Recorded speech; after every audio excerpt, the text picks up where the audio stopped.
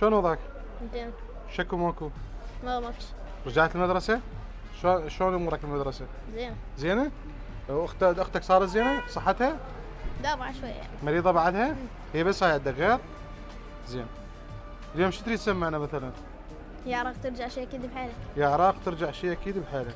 ان شاء الله يرجع بالعراق. يا شو تقول؟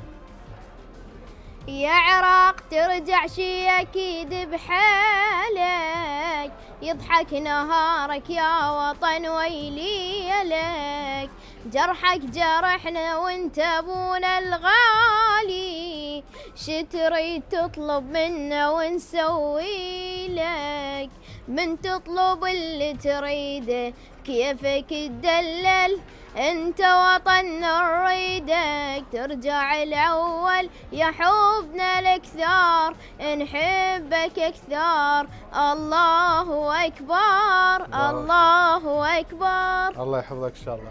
صفقوله؟ صفقوله. ليالي رمضانيه جميله.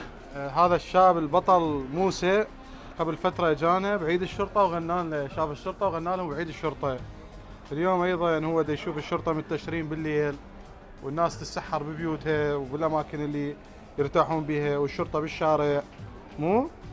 تحب الشرطه؟ جيد.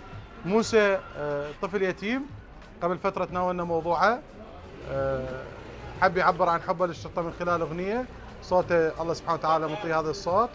و اخته تمرضت بمرض عضال بعد فتره وزرناها والحمد لله والشكر شويه بدا وضعها يتحسن. ايضا راتب رعايه هسه ان شاء الله راح يطلع لكم لان حصلت موافقه ان شاء الله. ان شاء الله شغله ايام. وبالمدرسه تصير 7 حسب يا صف ثاني ابتدائي. يلا الله يحفظك. ماشي حبيبي موسى. يلا شكرا.